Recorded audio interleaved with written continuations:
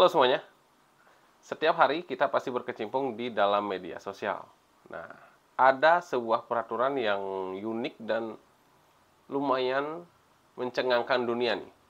Jadi di Australia sendiri, bahwa anak-anak di bawah umur 16 tahun sama sekali tak diperbolehkan untuk mengakses semua jenis sosial media. Entah itu Facebook, entah itu Instagram, X, dan yang lain sebagainya. Jadi di dalam video ini, mari kita bahas kenapa aturan seperti itu dibuat, untuk apa, dan apakah di Indonesia kita bisa menerapkan hal yang sama untuk menanggulangi hal-hal yang tak kita inginkan. Di Australia sendiri, pemerintah ini benar-benar strike sekali terhadap anak-anak. Jadi, peraturan yang dibuat ini adalah mengharuskan platform-platform sosial media itu benar-benar memantau anak-anak bahwa yang boleh mengakses sosial media hanya anak-anak yang sudah berumur 16 tahun. Dan jika sampai ketahuan, maka platform tersebut akan didenda. Nah, peraturan ini juga dibuat untuk melindungi anak-anak dari kejahatan yang ada di dunia maya. Ada beberapa hal sebenarnya yang menjadi dasar pemerintah Australia membuat peraturan yang sangat ketat seperti ini. Yang pertama itu tentu adalah untuk melindungi anak-anak dari cyberbullying. Tentu di sosial media ini apapun bisa dibuat, apapun bisa dikatakan, dan belum tentu apa yang dikatakan itu bisa sampai dengan benar. Jadi banyaknya kasus cyberbullying membuli seseorang di sosial media, dan pemerintah ini sangat was-was terhadap kesehatan mental mereka. Selain itu, ada juga beberapa untuk menghilangkan dari konten berbahaya.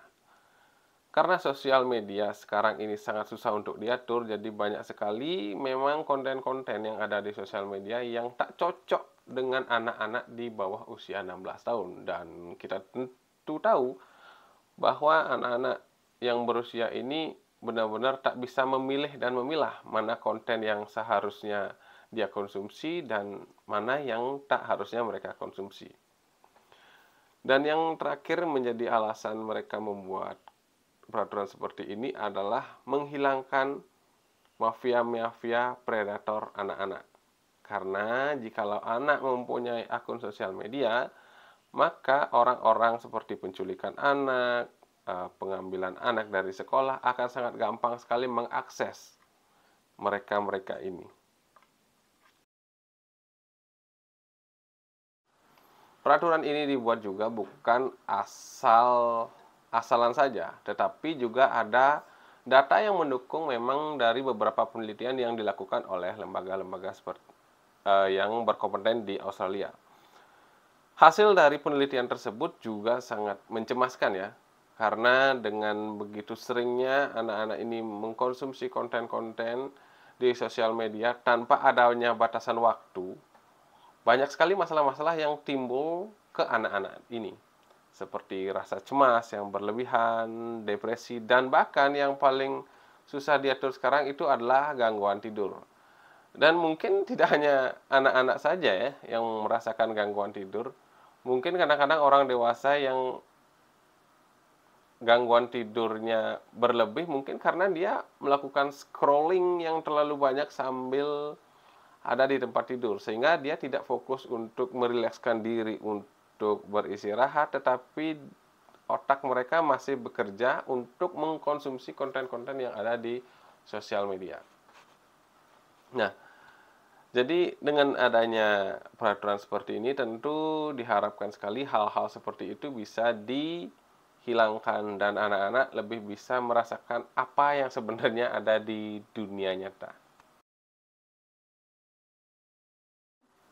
Meskipun peraturan ini dibuat untuk yang terbaik untuk anak-anak, namun terkadang kita juga melihat ini bukan solusi terbaik ya.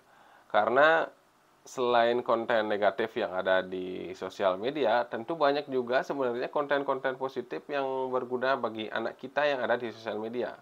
Seperti pengetahuan, ilmu luar angkasa, dan yang lain sebagainya yang membuat pengetahuan mereka juga bertambah akan dampak sosial media tersebut. Nah, yang lebih baiknya ini mungkin bukan peraturan ini yang dibuat ya, melainkan lebih ke edukasi kepada orang tuanya. Bagaimana orang tua secara bijak memberikan gadget kepada anak, mengatur waktu penggunaan sosial media, dan yang lebih penting itu adalah mengatur privasi mereka ketika mereka melakukan sosial media. Lebih banyak sebenarnya, kalau menurut saya ini lebih baik untuk mengedukasi si orang tuanya, bukan membatasi untuk akses si anak itu sendiri.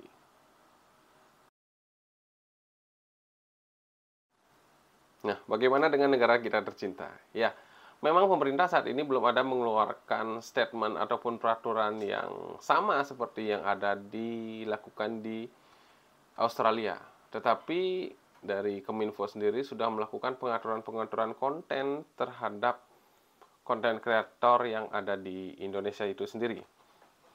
Nah, di sini memang tidak ada keras ya, seperti anak di bawah 16 tahun harus tidak di bawah 16 tahun itu tidak boleh mengakses sosial media, tetapi di beberapa platform di sini saya lihat sudah ada pengaturan bahwa mereka juga mendata anak-anak ini sekarang di usia berapa, sehingga konten yang disuggest kepada mereka juga bisa difilter sesuai dengan umur dan ya jenis kelamin ataukah mungkin juga hobi mereka. Jadi meskipun peraturan ini dibuat untuk melindungi anak-anak di dunia maya, tetapi sepertinya kalau di Indonesia belum bisa diterapkan ya. Karena mungkin kalau menurut saya itu pendekatan yang lebih bagus dilakukan itu adalah tentang bijaknya menggunakan sosial media. Apalagi netizen kita sangat luar biasa besar ya, dengan penduduk yang ratusan juta ini. Menurut saya itu lebih ke edukasi terhadap si orang tua, bagaimana mengatur anak dengan jadwalnya menggunakan sosial media, batasan waktunya sampai jam berapa. Mungkin lebih ke sana ya. Dan lebih banyak orang tua untuk mengajak anaknya bersosialisasi di dunia nyata. Sehingga dari sisi mental lebih sehat dan juga tidak kena akan dampak dari sosial media yang begitu kerasnya seperti zaman sekarang ini. Oke, segitu aja konten hari ini dan sampai jumpa di konten selanjutnya.